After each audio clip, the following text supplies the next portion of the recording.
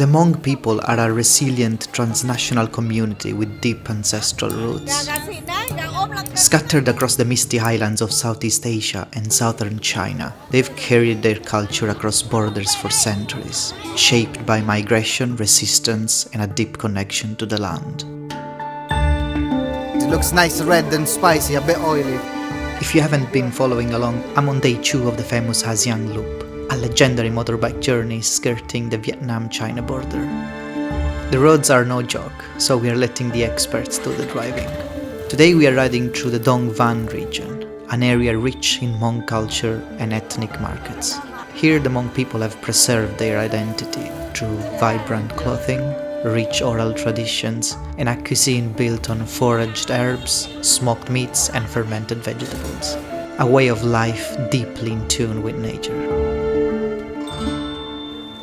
So we stopped in a local market overlooking a viewpoint. Unfortunately, the viewpoint we are not going to be able to see because, as you can see, there is a lot of mist and the visibility is really scarce, but the market itself is beautiful. You see all these kids wearing traditional Hmong clothes, kind of having flowers on their back. The whole area is like a UNESCO geopark, which contains beautiful rocky mountains and almost 17 ethnic minorities. And I've actually seen quite a lot of street food activity. You can see all sorts of spices. And this one in front of me, she's selling some Tham, which is colored sticky rice in bamboo. Also the Buckwheat Cake that I want to try. Traditional kind of snack in the Ha Giang province. And she's putting it on the charcoal grill because it's a snack that's supposed to be eaten warm. And there is also a variety of kind of meat skewers, especially buffalo meat is really important in the region. And some sausages and some kind of birds. I wonder if that's quail. Baby inside? No baby. No baby. Yeah. For a second I thought it was like a kind of a balut with the baby chicken inside, but we clarified that there's no baby chicken inside. So. My friend. Okay, thank you. Very good. Very good. Yeah. Thank you. Okay, first time trying this very traditional. Hello. This very traditional cake here in the Ha Giang region, Buckwheat Cake. It's nice. Doesn't have that much flavor, so it's just buckwheat, but a little bit salty. But then it's all about this kind of warm and soft texture, and charred on the top, which makes it kind of crispy on the outside, but fluffy and soft on the inside. I love this. I love this for the simplicity of it. It's really beautiful walking here. Like you can even get your hair done. Amazing. Okay, we are ready to go. The Ha Giang Loop isn't all a joyride. These roads twist and drop like a drunken snake, and today the fog is really thick, basically erasing every viewpoint we came for. What was I thinking believing I could do this without a rider? One wrong turn and a truck could be waiting just around the bend. Every few miles a small Hmong restaurant appears like a roadside prayer. The smell of fried meats coming from the kitchen, cutting through the cold. The riders say we stop here, and I don't argue, and my stomach doesn't either. This seems like a very busy restaurant. This is a place where the bikers stop to have a lunch stop, and it's, you can see it's pretty much packed with other tourists doing the loop on a motorbike. Kind of a big dining area with a very busy kitchen. They're preparing some pork, some noodles. They're frying some beef on the hot fire. You can see behind me, like, there's a menu on the wall. We're finally sitting down for lunch. There's another beautiful spread of food. There are stir-fried noodles, stir-fried pork, the stir-fried beef with bean sprout. There is again tofu in tomato sauce, a nice omelette. In terms of sauces, there's always some soy sauce, the omnipresent fish sauce with vinegar, chili and garlic. And obviously, there's always rice, which is the main staple we accompany food with. Bon appetit. Bon appetit. This is pork, right? Yeah. I want to try a little bit of the pork and dipping it into the soy sauce.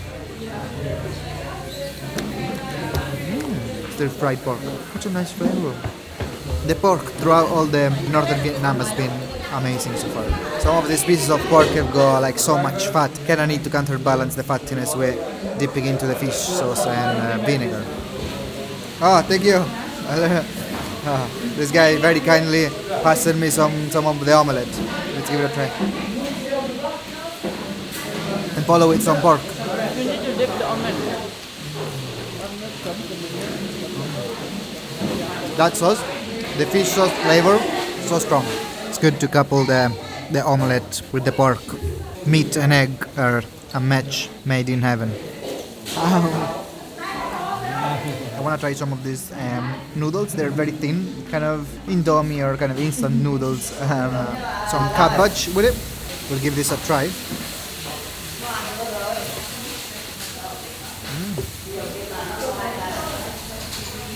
They are still fried in soy sauce. The soy sauce is very strong in this one, and also the cabbage flavor. But there's no meat, so it's just like a vegetable noodles. Really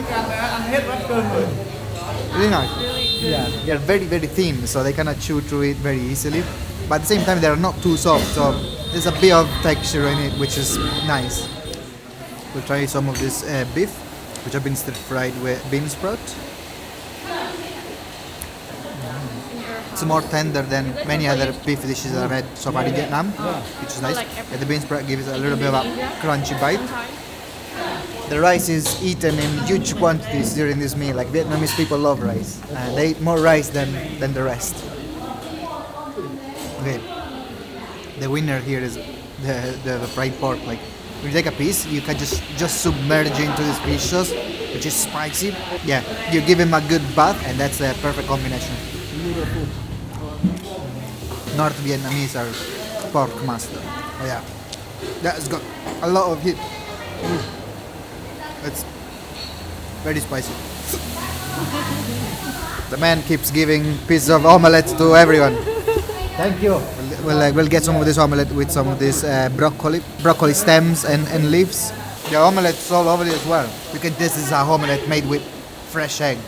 You know, egg from the chickens running through the villages. It's difficult to pour soup into your own bowl if you're vlogging, but Toon has been kind enough to kind of pour some up for me, and we'll give it this a try. I think you can just drink it.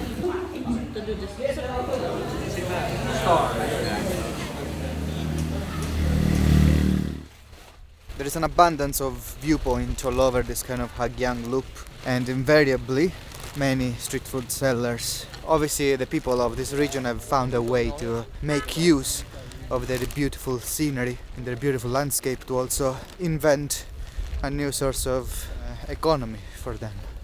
This region is called the Đồng Văn Plateau, which is a UNESCO geopark. And in summer, you know, in a couple of months, all this region will look like covered by this kind of flowers, and I suppose it's gonna look much better than what it looks like now. Even now it's kind of majestic and beautiful, but you know, in summer you will have, first of all, less mist, and you will have more flowers as well. We are around 9 kilometers away from the ancient city of Đồng Văn, which is where we're gonna stay overnight.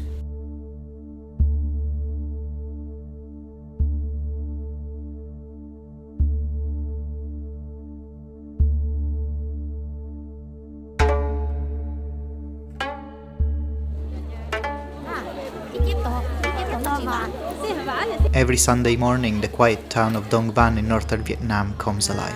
This weekly market is one of the most vibrant in the region, drawing ethnic minority communities like the Hmong, Thai and Dao from the surrounding mountains. People travel for hours, sometimes the entire night, on motorbikes or on foot just to get here. It's not just a place to shop, it's where people meet friends, sell livestock, trade handmade goods and eat local food. It's a real window into highland life in the region. How much? 25. Okay. The first thing that you notice when you enter the market is an impressive trade of fresh fruit and vegetables. The fresh greens, the leafy greens, the roots. There's lots of ginger roots, the bamboo shoot, the fresh turmeric, the cabbages, and obviously the beautiful pineapples, the different kind of strange dried fruits. And I just bought some of this beautiful orange juice, which is freshly made for 25k dong, which is a bargain, and I'm gonna try it right now.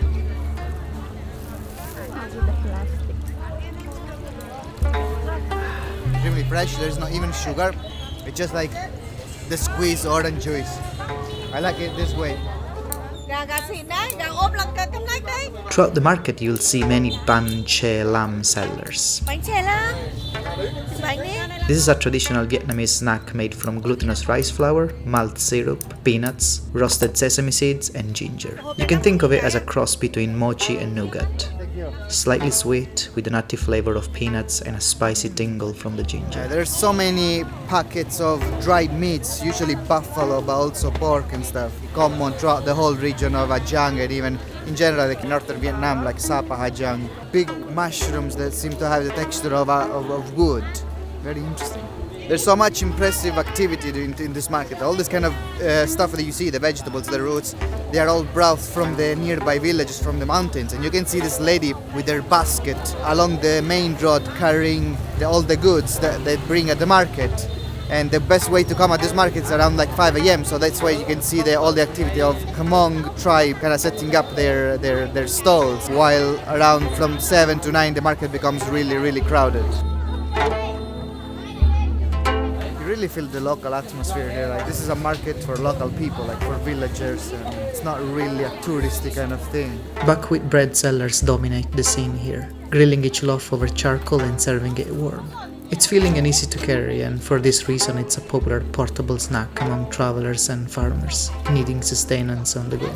Look at this lady, she's selling like this kind of rounded breads. I believe they are made of corn and looks very thick, cooking them over charcoal. It looks like something I could try, but the thing is it's really big. I don't think I'll be able to finish that. Another similar kind of station has got this lady selling the similar breads, but I think these are made of buckwheat, so you can see the difference in color. That one is yellow and this one is brown, so that's buckwheat, and the other is corn. The meat section of this market is also really impressive. There are cuts of meat and pork, but there's also like a section of the market that has got livestock and animals. Look at this station, they've got dried buffalo meat, I think this is, but they also got like pork sausage. I think these are pork sausage and slabs of smoked pork belly. This is amazing. The smoky aroma that comes from this is great. I wonder if I could try some of this. I'm not entirely sure.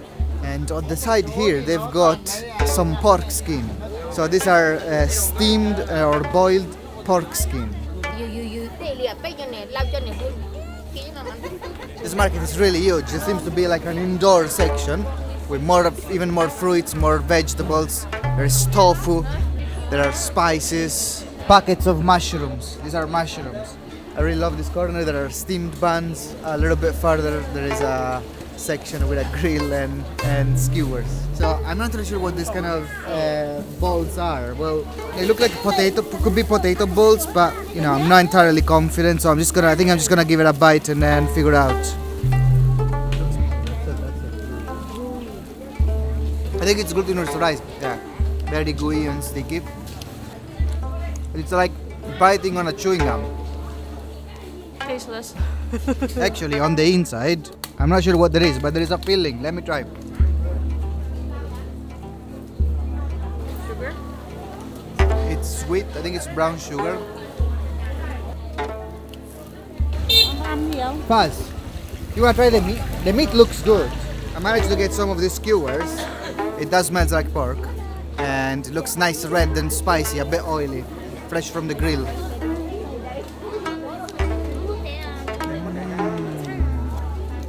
It is pork. It is juicy pork. These pork pieces are very fatty. It doesn't seem so, but they are fat inside. I don't know. They squeeze juice from everywhere. Thank you.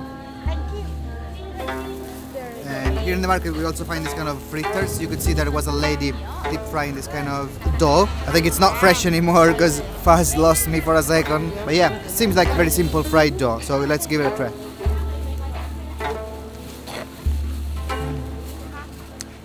Simple but good.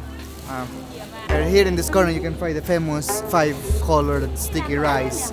That's a famous snack here in the Ha Giang region. People will push you in this market. They are very pushy. You need to move. You cannot be stationary in this market. You have to move. But people are very friendly. We found lots of friendly people. They want to take pictures with us and stuff.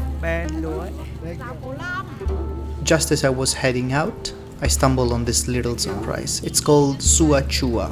It's basically sweet yogurt layered over sticky black rice, topped with caramelized peanuts. You don't need to try and mix all the peanuts with the white stuff and the brown thing on the... Okay, seems good enough. Looks really yummy. Look at that. Look. Especially the one like in Hanoi. You want? Yeah, this is yogurt. And the peanuts are kind of toasted peanuts. Kind of sweet, caramelized. This is one of the best street food yogurt I've ever had.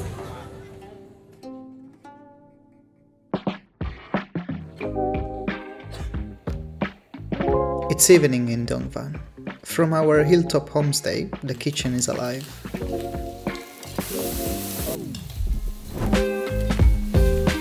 Clatter of pans, the scent of seared pork. Omelettes, stir-fries all coming together. I've been impressed by these homestays throughout the journey in northern Vietnam. Dinner is always a feast. Meats, noodles, greens, laid out with generosity and pride. It's hard not to sit down and join. But in the distance I see the glow of Đồng Văn town, the buzz, the lights, the pull of the unknown.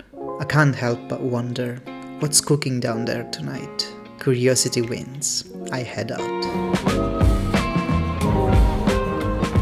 For an old town that's very far up in the northeast of Vietnam, like close to the China border, in the mountain essentially, it's a pretty developed town with all these kind of restaurants. I think it's a pretty touristy spot, especially for Vietnamese people who come and enjoy the cold of the mountain. You know, they escape the heat from the south of Vietnam. People have hot pot in the evening to warm themselves and different kind of street foods. First up tonight, a local style savory crepe. Rice batter hits the griddle, an egg cracked right over on top. Then comes a lineup of pink sausages and mystery meats, which is enough to make me pause for a second. But before I can overthink it, there's the cilantro. Can't go more than a few hours in Vietnam without it. And some spicy ketchup sauce, and folded up into a hot crispy triangle. It's the kind of snack locals line up for. And now I get to see why. Bye-bye. Bye-bye! Hey, let's try this pancake.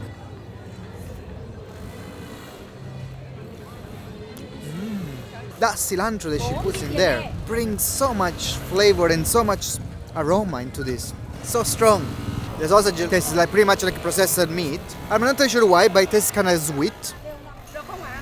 Oh yeah, actually when you go to the center of the crepe, actually becomes a little bit more savory. And now I'm starting to like it more. That pork has got the taste of prosciutto a little bit. Every step in this old town is an invitation. This time, it's the sight of a woman seated calmly behind a cloud of rising steam, like she's done this 1,000 times before. She spreads rice batter over a cloth stretched above boiling water, cracks in a couple of eggs, breaks the yolks, and lets the steam do the rest. The locals call this Ban Kun Trung, soft rice rolls filled with egg or minced pork, then finished with a generous scoop of crispy shallots. It's humble, beautiful, and impossible to resist. Really soft inside. Yeah, this kind of minced meat is definitely pork. Pretty tasty. You need to grab this kind of crispy shallots and meaty mixtures after you have a bite of the noodles. So nice. Gives a nice and crunchy and salty texture to the rice noodles. You should aim to try and have as much as this kind of crispy shallots and minced meat on it.